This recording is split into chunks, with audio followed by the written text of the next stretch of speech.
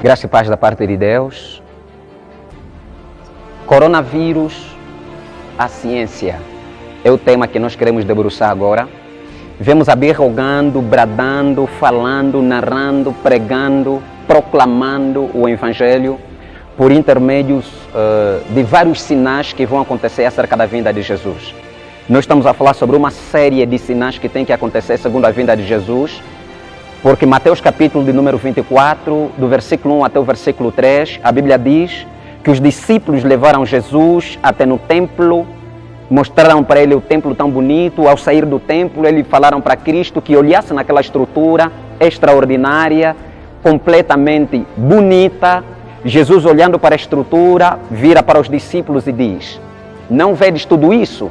Mas porém eu vos digo que não há pedra que ficará sobre pedra que não será derribada, destruída, eliminada, fora da existência, acabada. E isso aconteceu quando chegaram no jardim, ou seja, no Monte das Oliveiras. Quando chegaram no Monte das Oliveiras, os discípulos aproximaram-se a Cristo e perguntaram a ele: Senhor, conta-nos, como saberemos que o Senhor está às portas? Que sinais haverá da tua vinda? O que aconteceu? Jesus levantou-se e disse: eu não sei quando é que eu voltarei. Nem os anjos sabem, apenas meu Pai sabe. Mas todavia haverá sinais. Cristo começa a deixar sinais que dar-nos-ão a entender que Ele está às portas.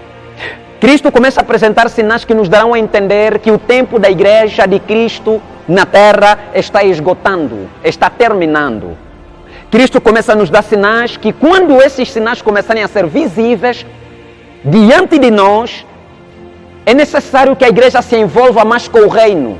É necessário que a noiva acorde. É necessário que a noiva entenda que essa terra está chegando ao fim. É necessário que nós entendamos que está chegando o tempo de voltarmos na nossa terra, onde nunca teríamos saído, a saber, a Nova Jerusalém, o seio de Abraão, se preferir.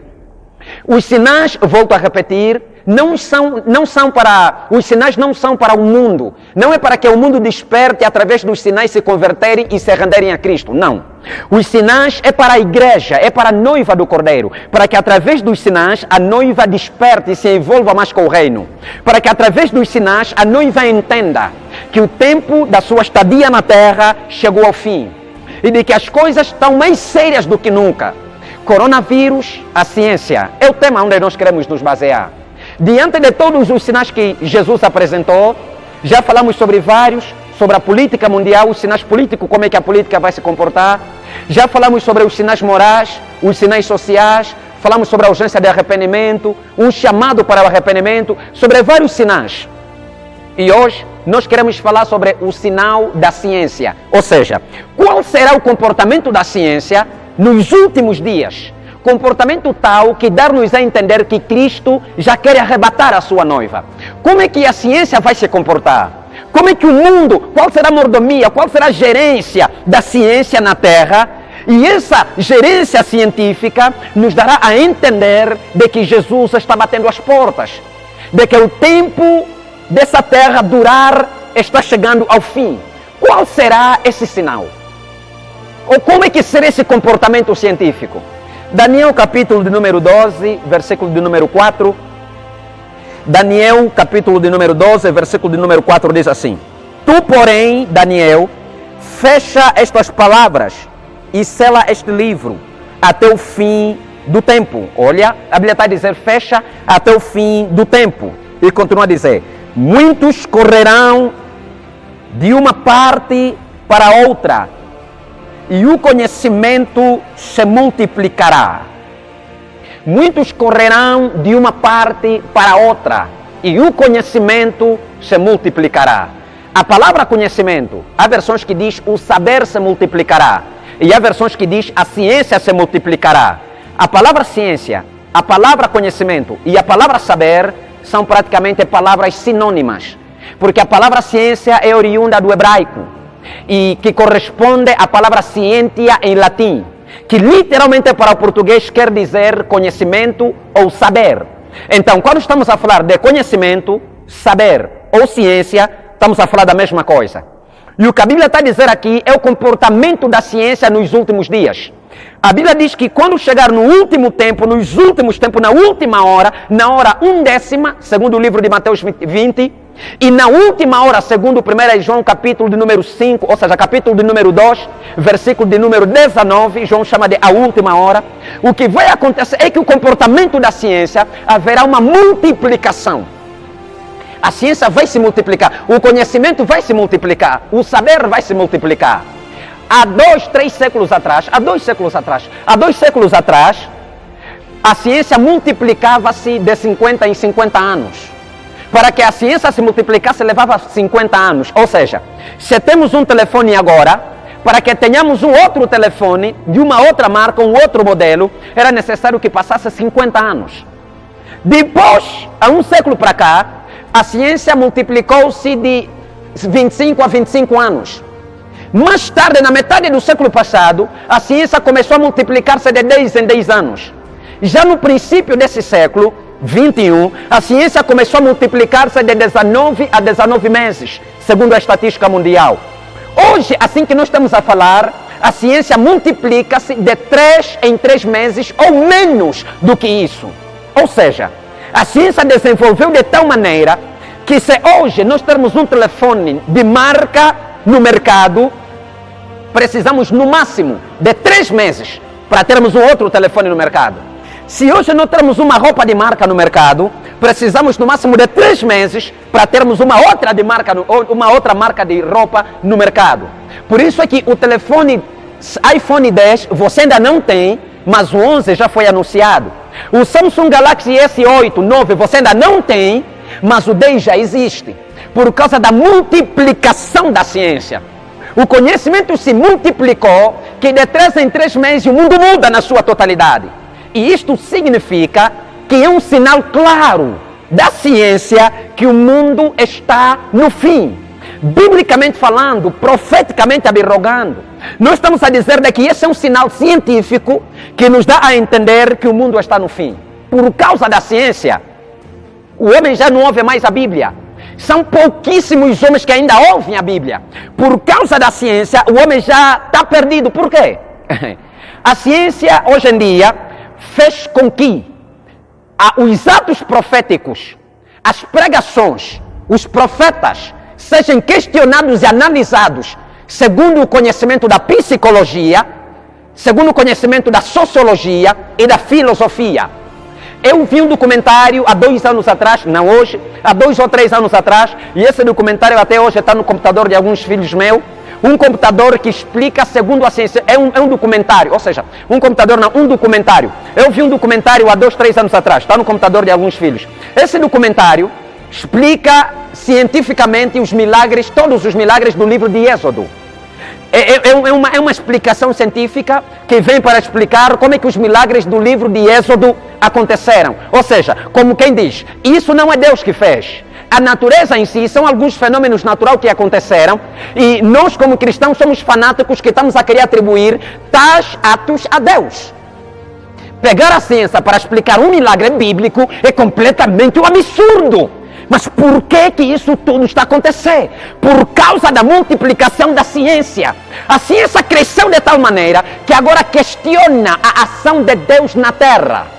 Nós vamos encontrar, deixa eu te dizer, todo documentário que questiona a profecia, todo documentário científico que questiona palavra, pregação, profeta, homem de Deus, atos proféticos, científico, é diabólico, é de Satanás. Isso revela o crescimento da ciência. Até dizer para nós que a ciência cresceu, que agora quer interrogar a mente de Deus.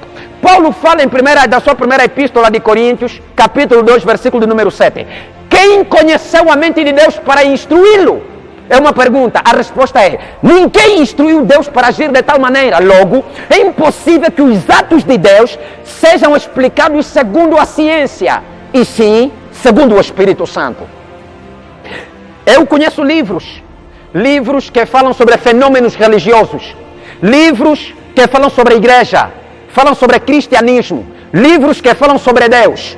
Você pega naquele livro, lê da ponta a outra, não tem base bíblica, mas esse livro fala a respeito de Deus. Eu conheço li um livro que foi lançado aqui em Angola muito especificamente na província do Ambo. O título do livro é Seitas Religiosas. Quando eu vi o título Seitas Religiosas, me chamou a atenção e eu pensei que eu poderia encontrar um monte de pareceres bíblicos naquele livro, porque o livro de seitas, com o título Seitas Religiosas, fala sobre Deus, fala sobre cristianismo, fala sobre profetas, fala sobre atos proféticos, fala sobre ações proféticas, fala sobre palavras, fala sobre a noiva de Cristo. Eu li o livro da primeira página, ou seja, para entender melhor, da primeira letra até a última letra, não encontrei nenhum dito bíblico, nenhuma base bíblica. Encontrei frases, pareceres de outros cientistas, de outros filósofos e psicólogos, de outros sociólogos, mas não encontrei nada acerca da Bíblia. Deixa eu te dizer uma coisa, em nome de Jesus. Me presta máxima atenção nisso. Todo livro que fala acerca de Deus, de cristianismo, da igreja de Cristo, de homens de Deus, profeta, atos proféticos, pregações da palavra, sem base bíblica, é a manifestação satânica, satânica do diabo na terra. É diabólico. Não se pode aceitar alguém que se levanta, ousa em falar de Deus, ousa em falar de cristianismo, ousa em falar da igreja de Cristo, de comportamentos bíblicos, sem apresentar bases bíblicas. Aquilo, encontrei dizeres de cientistas, de fenômenos, não sei aonde, de psicólogos, pareceres daqui a colar. Os livros hoje em dia são assim. Criticam a igreja sem base bíblica. Não tem base bíblica. Olha para o homem de Deus e quer criticar sem base bíblica. Isto é diabólico, é 100% inaceitável. Por quê? Porque a psicologia, a sociologia, a filosofia está querendo tomar lugar do Espírito Santo por causa da multiplicação da ciência. Todo conselho, todo discurso, toda informação, todo anúncio que vem a ti em nome de Deus, em nome do cristianismo, em nome da noiva do Cordeiro, sem bases bíblicas, é diabólico. Não aceita isso. É diabólico. Nós devemos pegar. Por quê? A Bíblia é a nossa bússola. A Bíblia é a bússola. A Bíblia é o ponto de partida. A Bíblia, essa Bíblia, é o norte dos cristãos. Você não pode ousar em falar de Deus e esquecer-se desse livro. Você não pode ousar em falar do cristianismo, em querer se referir em atos proféticos, em criticar profeta com conhecimento de Sócrates. As pessoas cresceram que criticam atos proféticos, julgam um profeta com 7 anos de faculdade de psicologia ou sociologia. Eu não estou a entender isso. Julga um profeta, o profeta é mau. Por quê? Porque o que o profeta está a fazer não vai mão a mão com os 10 anos de faculdade. Essa pregação não entendi bem, porque fugiu daquilo que aprendeu durante os 5 anos na faculdade. Eu não estou a entender bem isso aqui. Por quê? Porque isso não vai de acordo com os livros entupidos, lidos de cientistas e fenômenos que transformou o cérebro em uma base, em um depósito de livros de conhecimentos científicos e de palavras persuasivas de sabedoria humana ilimitadas e ponto final. Hoje, os homens não querem se converter porque estudaram muito. Os homens não querem se converter porque sabem muito. Os homens não querem sentar na igreja porque sabem muito. Ele vê, eu sou PhD, vou sentar lá para fazer o quê? Esqueceu de que o PhD que ele tem nada tinha a ver com a Bíblia. Só porque sabe o João 3,16 e domina o Salmo 23, pensa que é cristão e acha-se na categoria de juiz e de julgar as coisas segundo a sabedoria humana. Não! Isso está errado! É multiplicação da ciência e é um sinal claro de que o mundo está no fim. É um sinal claro que o mundo está no fim. As pessoas não querem se converter por quê? Porque é por causa da posição que têm social. Eu tenho uma grande posição social porque estudei muito, estou lá e me coloquei dentro desse local. Deixa eu te dizer uma coisa. Paulo fala no livro de Filipenses capítulo 3, versículo de número 8. Filipenses 3, 8 diz assim: e na verdade considero também por perda, eu vou repetir essa palavra, por perda, todas as coisas, pela excelência do conhecimento de Cristo Jesus, meu Senhor, por quem sofri a perda de todas essas coisas, eu as considero como refúgio ou lixo, para que possa ganhar a Cristo. O que Paulo está dizendo? Ele está dizendo assim: Paulo estudou na faculdade do Dr. Gamaliel, poliglota por excelência, falava muitas línguas, sábio. As epístolas de Paulo têm linguagens extraordinárias. Um homem intelectual, estudou muito, mas depois de se converter ele disse assim: tudo que eu aprendi hoje eu considero por perda. Eu tenho aquilo como lixo, eu tenho aquilo como nada, como algo vão, que eu preciso chegar diante de Deus. Por isso é que ele em 1 Coríntios capítulo de número 2, versículo 16, ele diz: porque nós temos a mente de Cristo. Por que diz nós temos a mente de Cristo? Porque ele diz assim: a partir do momento que você se converte, todo o conhecimento humano que você tem é nada, é zero, é lixo, não conhece nada e precisa recomeçar do zero. Se você não invalidar os 7, 8, 10 anos da tua faculdade, quiser levar a tua faculdade na igreja, você não vai passar. Você não vai passar. Se você quiser que as pessoas tenham que vir a ti, segundo a tua posição social, você não vai passar. Se você quiser, ou seja, se você não quiser perder, considerar como perda aquilo que você sabe, quando você está na presença de Deus, você não vai a lado nenhum. Você nunca vai se apresentar a Deus com o teu conhecimento que você sabe daqui a colar. Porque você vai querer olhar no nível acadêmico do pastor que te pastoreia, e você olha para o teu nível acadêmico, e você julga ser o mais inteligente, ou a mais inteligente do que quem te pastoreia. Você pensa que a tua opinião está acima de quem te pastoreia, porque você julga ser PhD, e se calhar o teu pastor nem a sexta concluiu, mas o Espírito Santo lhe colocou lá. E nós não devemos andar por sabedoria humana. A multiplicação da ciência é tanta que as pessoas estão a se desconverter, algumas não querem se converter, porque a sabedoria ultrapassou aquilo que é a posição do Espírito Santo. Eu vejo homens sábios, intelectuais, chama uma igreja de igrejinha. Que Deus te poupe a vida, porque se Deus quiser te matar, pode te matar. Chama uma igreja de Cristo de igrejinha. Você sabe qual é a ofensa espiritual que você está lançando para Deus?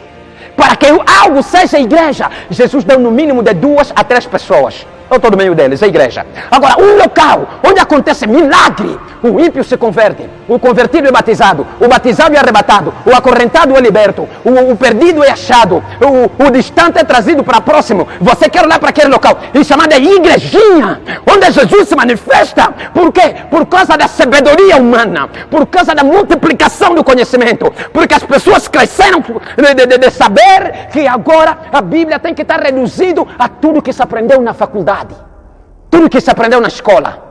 Critica as igrejas, os cultos. Mal sabe orar, mas quer criticar um profeta. Mal sabe orar, mas quer criticar um ato profético. Não entende nada. Quer criticar sobre atos proféticos que carecem mais um profundo conhecimento bíblico, que carece mais um amadurecimento espiritual, porque atos proféticos não é para qualquer um. Não é qualquer pessoa que entende isso. As pessoas estão dentro da igreja, tudo tem que caminhar segundo dele. Tem que ser assim. Se algo tiver a acontecer que não está a entender, eu falo por experiência própria, é criticar o pastor. O pastor quando fez aquilo não entendeu. Ei! Por quê? Por causa do conhecimento, porque tudo tem que andar segundo o nosso conhecimento. Tudo tem que andar segundo aquilo que nós sabemos. E isso está completamente errado. É por causa da multiplicação da ciência. Estamos a viver numa geração de formalistas e fanáticos. Numa geração de formalistas e fanáticos. Os formalistas são aqueles que leram muitos livros, têm muito conhecimento. O seu cérebro se tornou um depósito de conhecimento de vários livros. Estudaram tanto que estão embriagados de livros de conhecimentos. São formalistas. Os fanáticos são aqueles que oram muito, jejuam, sobem monte, passam a madrugada a orar. O que acontece? A diferença entre as duas nações. O formalista tem muito conhecimento, mas não tem a espiritualidade do conhecimento que ele tem. Ele é tanto cheio de conhecimento, mas que não tem nada, absolutamente nada espiritual do conhecimento que ele tem. E o fanático é tão espiritual, mas tão espiritual, que não tem conhecimento da espiritualidade que ele carrega. Ele é tão espiritual que não tem informações, não tem conhecimento da espiritualidade que carrega. Então o que acontece? Para o formalista tudo tem que andar de acordo com aquilo que ele sabe. Eu sei assim, tem que ser assim. Assistir futebol é pecado. Isso aqui não se pode. Como pegar azeite e colocar ali? Não pode. Não pode colocar o azeite aí. Pegar água, mandar consagrar água. O que é isso? Não. Porque segundo a psicologia, ele julga-se ali. O formalista é desse jeito.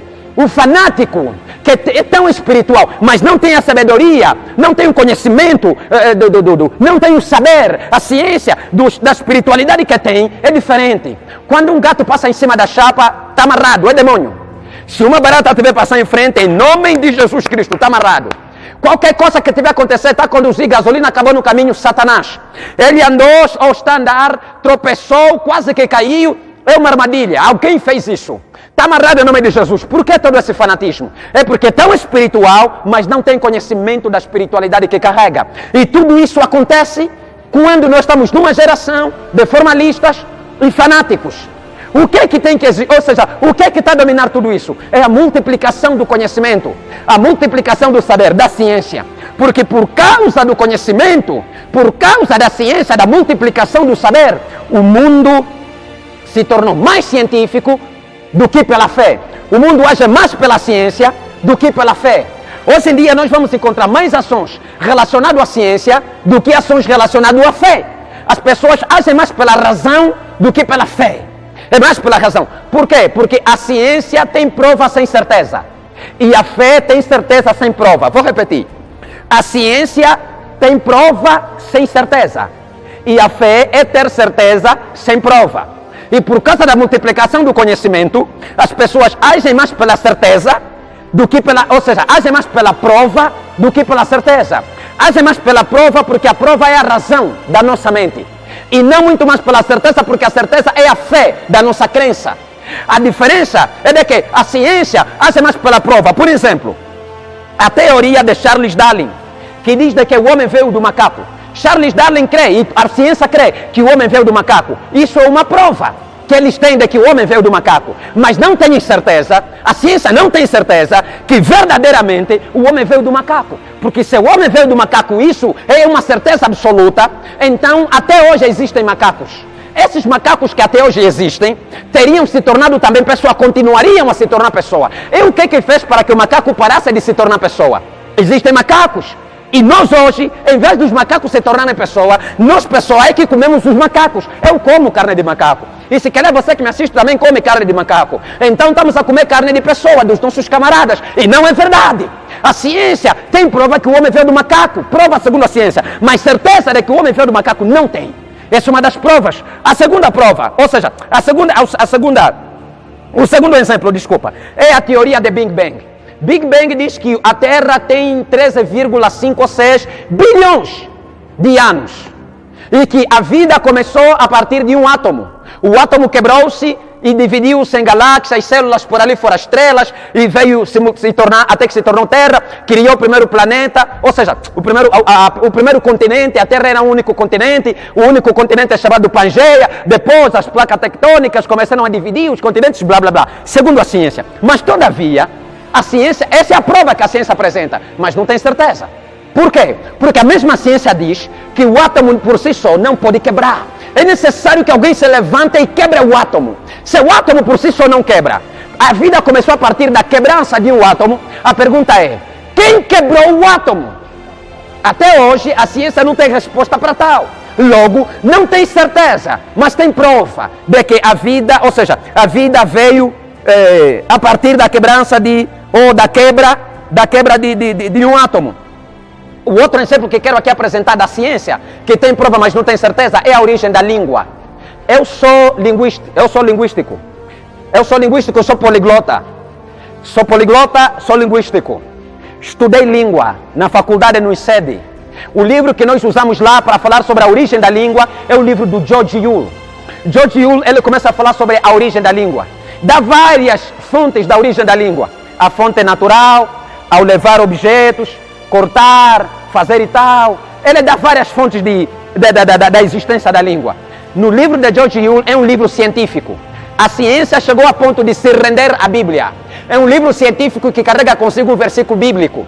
E George Yule termina dizendo, até hoje, assim que você está a me ouvir, a ciência não tem certeza onde verdadeiramente a língua nasceu.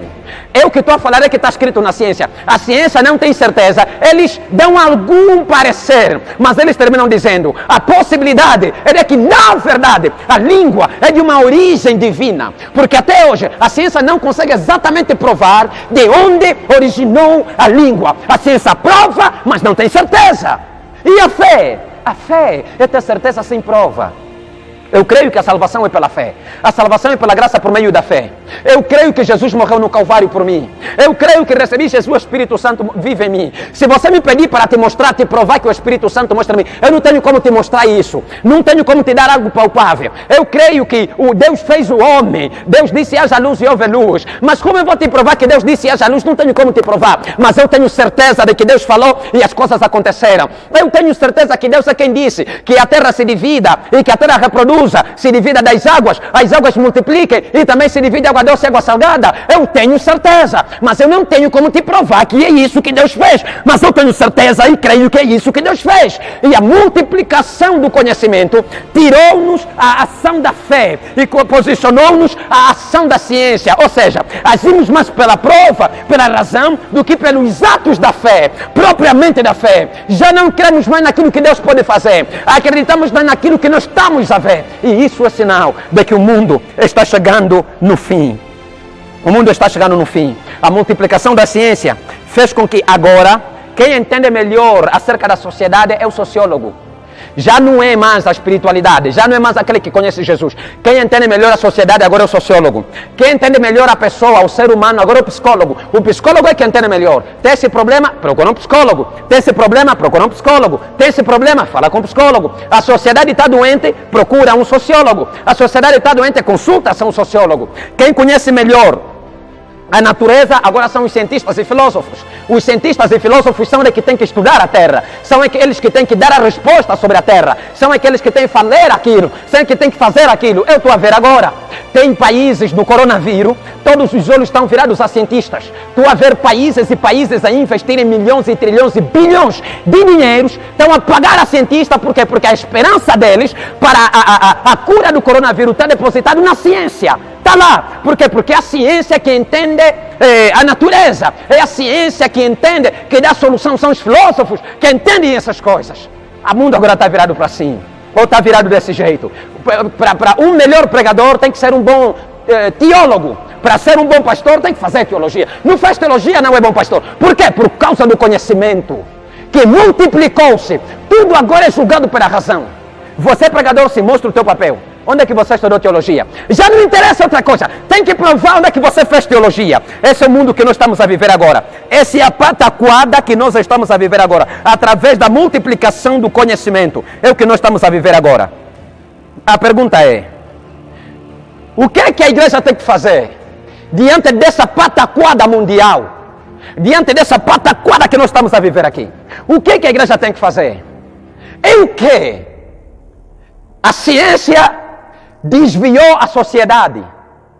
A multiplicação da ciência trouxe para nós passos, posições, pareceres, que agora Deus é negligenciado.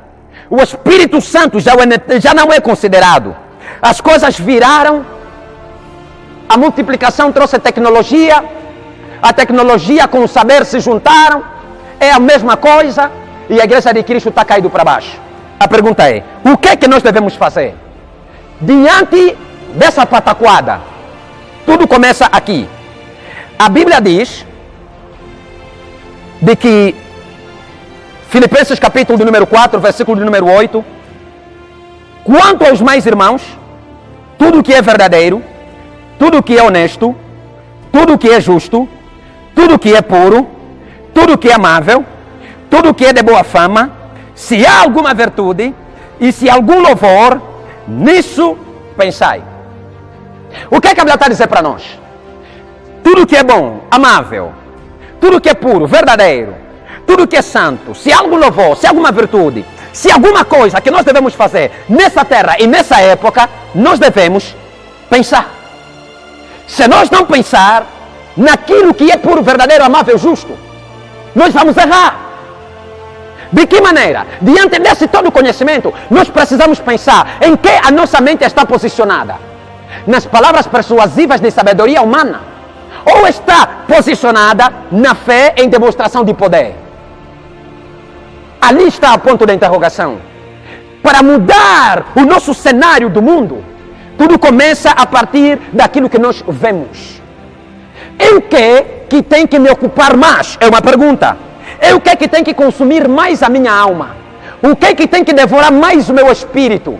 O que deve me ocupar mais? O que deve me ocupar mais é tudo que é puro, amável, bom, verdadeiro, justo, santo, louvor, mas pensando. Para que eu pense, existe alguma coisa. A mente humana, o que está mais perto do processamento da mente humana é a visão. Então, para que eu mude o que eu penso, para eu mudar o que penso, primeiro, eu preciso mudar o que vejo. Aqui está a fórmula. Eu não posso mudar o meu pensamento sem primeiro mudar o que eu observo. Porque a minha mente vai processar aquilo que eu estiver a observar. Por isso é que se diz, o coração não deseja aquilo que os olhos não viram. Só que o coração não deseja aquilo que a mente não processou. E a mente não processa aquilo que os olhos não viram. Para que eu possa me posicionar na fé em Cristo Jesus, em meio a esse alarme de crescimento científico, eu preciso mudar o que vejo. Billy Graham disse assim, o século XXI, a tecnologia é o nosso Deus e o sexo é a deusa. Ou seja, a tecnologia é o Deus do século XXI e o sexo é a deusa, é marido e mulher. A tecnologia e o sexo são os que casaram o século XXI. É o casal que domina, que está a criar os filhos do século XXI. Numa outra linguagem, a tecnologia, estamos a falar do conhecimento. O sexo, estamos a falar algo que veio por causa da tecnologia. Quer dizer, as pessoas usam a tecnologia para seu benefício pecaminoso, imoral, para seu benefício de iniquidade, para seu benefício de irritabilidade ao Espírito Santo. Aqui, eu preciso mudar o que vejo. Se eu tenho conhecimento da ciência, devo pensar para usar em prol da fé. De que maneira? A tecnologia nos apresenta os telefones, tablets, iPads, nos apresenta computadores, televisão, por ali fora. O que é que acontece? Eu devo usar a televisão. O que é que eu vejo na televisão? Eu não vou posicionar o meu conhecimento em Cristo Jesus se a minha visão não for a ver Cristo Jesus. Primeiro eu devo mudar o que eu vejo na televisão, o que eu vejo no iPad, o que eu vejo no meu telefone ou no computador. Resumindo, eu devo mudar o que eu vejo no Facebook, o que eu vejo no WhatsApp, o que eu vejo no Instagram, o que eu vejo no YouTube, o que eu vejo em qualquer tipo de rede social. A tecnologia, o crescimento tecnológico, o conhecimento nos trouxe a webcam, ou webcam, conforme você pode falar, ou cam, conforme você pode falar. Agora as pessoas fazem prostituições ao vivo lá. As pessoas usam o desenvolvimento do conhecimento, o crescimento da ciência, da tecnologia, para ter que marcar encontros de prostituições, para ter que ver mulheres nuas, para ter que assistir pornografia, para ter que marcar coisas imorais. Olha, deixa eu te dizer uma coisa. Se o que você vê não mudar, você não muda o que você processa. Por isso é que muitos se convertem, mas em pouco tempo voltam para o mundo, se tornam cães. E um porco que voltou à lama e o cão que voltou ao seu próprio vômito. Porque para mudar o meu mundo, eu preciso mudar primeiro aquilo que vejo. A minha mente vai, enquanto eu estou a observar alguma coisa, a minha mente vai começar a absorver as imagens daquilo que eu estou a ver. Quando a minha mente começar a absorver as imagens, a minha mente vai processar. E quando a minha mente processar, o meu coração vai desejar. Quando o meu coração desejar, o meu corpo vai executar aquilo que os olhos viram, a mente processou, o coração desejou. Muito sério isso. É muito sério essa fórmula. Você quer mudar de comportamento, quer se posicionar a Deus. Em meio a essa pandemia, em meio aos últimos tempos e à última hora, número 1, muda o que você vê. Para de ver o lixo que você vê na internet. Para de observar o que você tem observado. Para de enxergar o que você tem enxergado. Olha para o irmão e vê que esse irmão não merece ter a mulher que tem. Porque você julga que a mulher que ele tem é indigna. Ou seja, ele é indigno de ter a mulher que tem. Tem que ficar com você. Você é o melhor, isso é o que você vê. Você vê que não pode conduzir o carro que tem. Não pode ter a empresa que tem. Não pode andar do jeito que é. Você vê porcarias. Por isso é que a tua mente também processa lixo. Muda, desintoxica-se dos teus olhos esse tipo de lixos. Número 2, depois de mudar o que você vê, você tem que mudar onde você vai. Muda onde você vai. Onde é que você tem ido? Quais são os lugares que você tem estado? Onde é que você tem sentado? Onde é que você tem se levantado pela manhã e dizer, eu vou? Onde é que você tem entrado? Só na igreja e na tua casa? Qual é a casa do amigo em que você tem entrado? Tem entrado em casa de um amigo que te ajuda a crescer? Ou em casa de um amigo para planificar o pecado do dia seguinte ou da tarde? Ou da noite, ou da manhã? Muda onde você vai. Cuidado com os lugares onde você vai. Cuidado com os lugares onde você vai. Quando você entra no estúdio para gravar uma música, grava a música em louvor a Cristo? Ou para ter que evangelizar Satanás? És um evangelista de Satanás? Estás a apoiar o Anselmo Raf? Até que encher o inferno? Estás a apoiar a Yola Semedo, o Chris Brown, o Jay-Z para encher o inferno? Ou você está a louvar para o reino de Deus? Quando você entra no local, você entra na igreja? Ou você entra numa boate, numa discoteca, num local? Os ambientes em que você frequenta são ambientes que dão glória a Deus? Os casamentos em que você senta na cadeira para assistir, as festas em que você faz parte, são festas que fazem parte para glorificar o reino de Deus ou para ter que evangelizar o mundo para Satanás? Cuidado onde você vai, porque Deus está observando e tudo está sendo escrito. O dia está a chegar que você vai pagar. Terceiro, muda o que você faz. O que é que você faz? O que é que você faz? Você medita. Você aplica o que você medita. Você ora. Você jejua. Você frequenta cultos. Você obedece o que você faz. É o teu pastor que te disse. Deixa eu dizer uma coisa para pastores. Todo que é pastor, me ouve muito bem. Se você é pastor, profeta, apóstolo, evangelista, doutor, qual é o título que carrega, me ouve bem. Nunca deposita confiança num filho que você nunca repreendeu. Assim disse o evangelista, ou seja, o bispo Dag Heward-Mills, no seu livro Lealdade e Deslealdade. Nunca você deve depositar confiança a alguém que você nunca repreendeu. Eu já perdi muitos filhos por causa de repreender. E muitos deles por causa do seu intelectualismo humano. Porque pensam que por eu ser PhD, o pastor não pode me repreender. Esse pastor não sou eu. Eu te coloco na linha. Ou você fica em nome de Jesus, ou Judas Iscariote vai embora e sai do seio da congregação. João disse, saíram porque não eram nossos. Porque se fossem nossos, permaneceriam. Brincadeira dentro da igreja.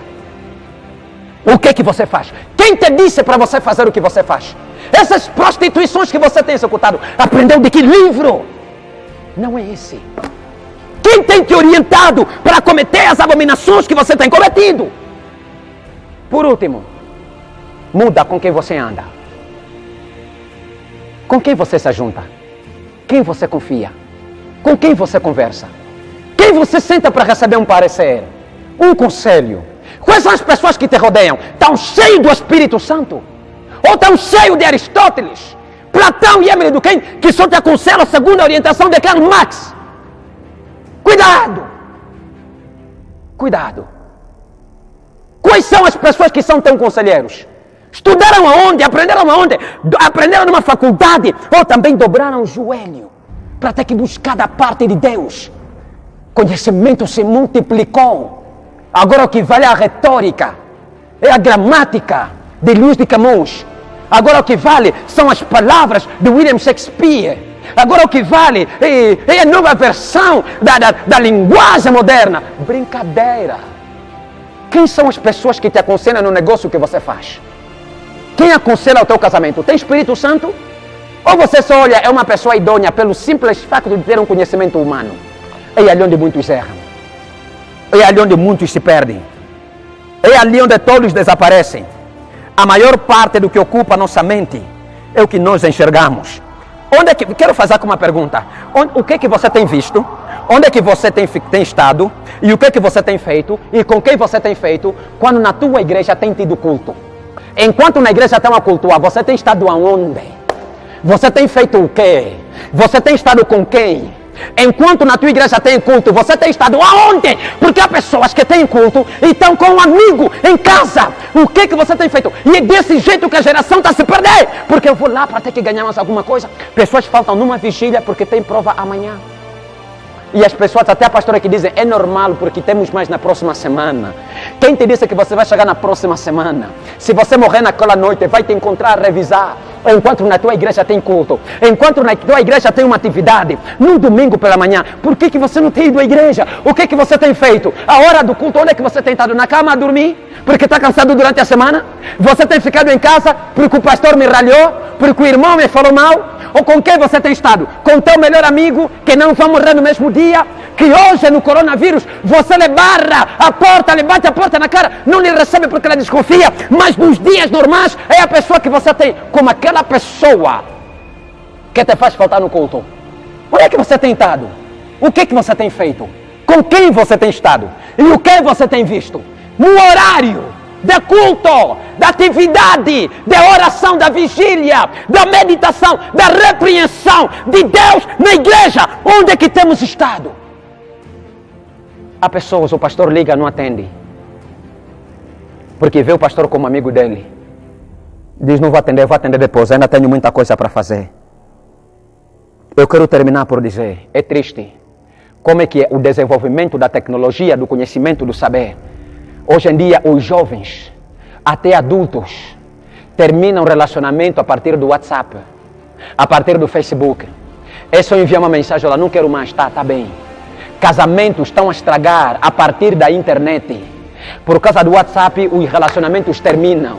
É triste ver como é que pessoas que estão dentro da igreja terminam o relacionamento de amigos a partir da internet, a partir de um simples telefone. Já não há mais tempo de se encontrar. O casamento modelo agora tira-se no WhatsApp, agora é no WhatsApp, é na internet. É o que conforme aquele casal é. É a partir da internet, você não conhece aquele casal.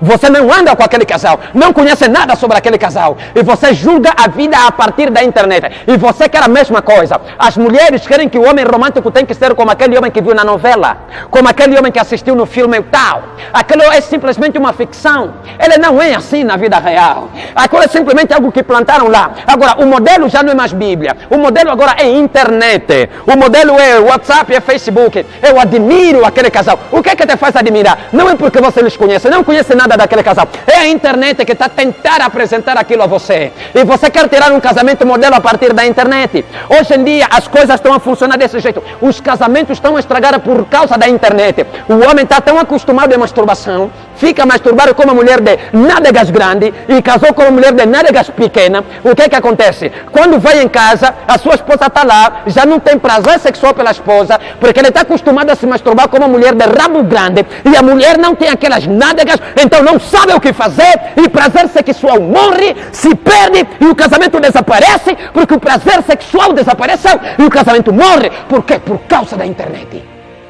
O lixo que nós estamos a encontrar lá. E nós não estamos a saber usar isso para usufruir de Deus. Deixa eu te dizer, todo homem sábio, nunca esqueça isso. Todo homem sábio usa a enxada de Satanás para cultivar a lavra de Deus. Vou repetir, o sábio usa a enxada de Satanás para cultivar a lavra de Deus. Numa outra linguagem, quem criou o Facebook pode não ter sido cristão, mas nós usamos o Facebook para Cristo. Quem criou o WhatsApp pode não ter sido cristão, mas nós usamos o WhatsApp para Cristo. Quem criou a YouTube pode não ser cristão, mas nós usamos a YouTube para ter que vazar aquilo, invadir aquilo com a palavra de Jesus. Porque estamos a usar a enxada do diabo para cultivar a palavra de Deus. A igreja hoje se tornou uma igreja de esfriamento.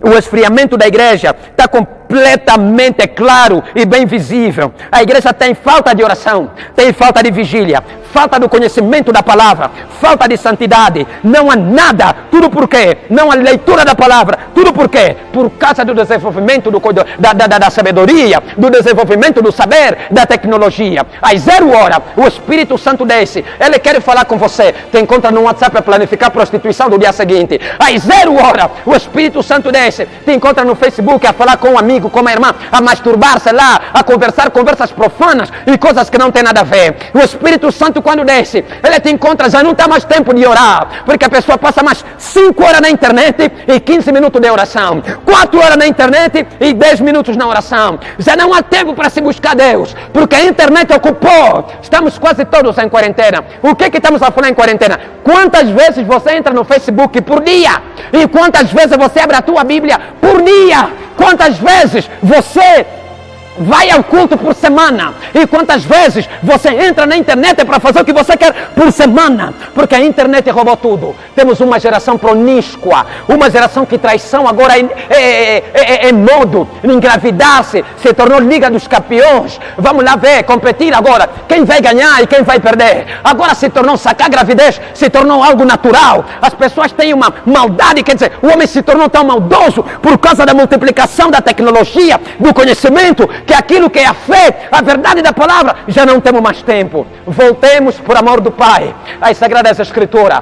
Voltemos a ter mais tempo para vigiar. Voltemos a ter mais tempo de oração. Voltemos a ter mais tempo de amor ao próximo. Voltemos a salvar a nossa alma. Voltemos a entregar-nos ao Pai. Voltemos a entender de que não há nada que está acima dessa bússola. Não há nada que está acima de joelho dobrado. Não há nada que está acima de lágrimas derramadas com arrependimento dignas. Não há nada que está acima de um coração quebrantado. Não há nada que está acima daquilo que nós acreditamos que é a nossa fé em Cristo Jesus. Não há nada que está acima daquilo que é o desejo de Pai para a nossa própria vida. Eu quero lhe convidar que em nome de Jesus não usa a sabedoria que você tem para a sua própria perdição. Não usa a tua faculdade para a sua própria perdição. Não usa aquilo que você estudou, aquilo que você aprendeu para ter que se rebelar diante da palavra, para ter que fugir da palavra do Pai. Humilha-te a Deus, se entrega a Deus, invalida o que você sabe quando você estiver na presença do Pai. É útil? É, mas é lá fora, não diante dessa palavra.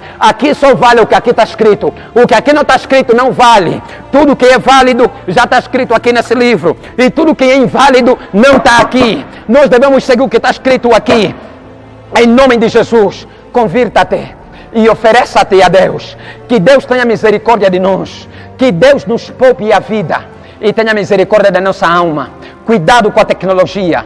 Usa para cultivar a palavra de Deus. Usa o WhatsApp para evangelizar. Usa o Facebook e cria grupo de evangelismo. Usa o Facebook para pregar. Usa o Facebook para convidar almas. Para publicar cultos. Para publicar atividades. Vamos ter uma atividade, vigília. Publica a subida do monte. Publica o culto do domingo, da terça, da quarta, da sexta. Publica.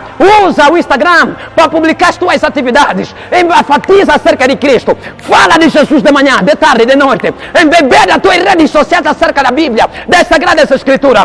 Usa o crescimento da tecnologia para invadir o mundo com o conhecimento da palavra e não para ter que chegar e fazer coisas que não tem nada a ver com aquilo que Deus nos orienta a fazer. Tenha cuidado.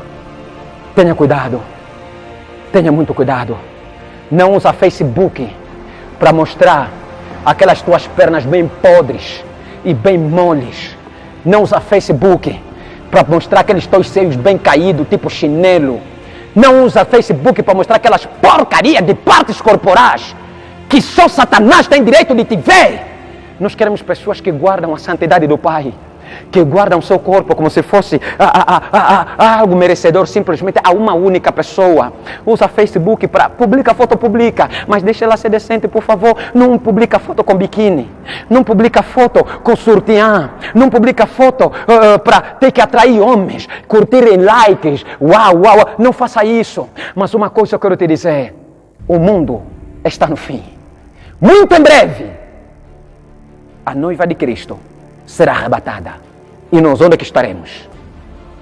Eu tenho uma missão e você tem uma responsabilidade. A minha missão é te dizer a verdade. E a minha missão é te dizer a verdade. E a tua responsabilidade é tomar uma decisão. Toma uma decisão, porque muito em breve os trabalhadores serão mandados parar de trabalhar, porque é chegada a noite onde ninguém poderá trabalhar. Shalom.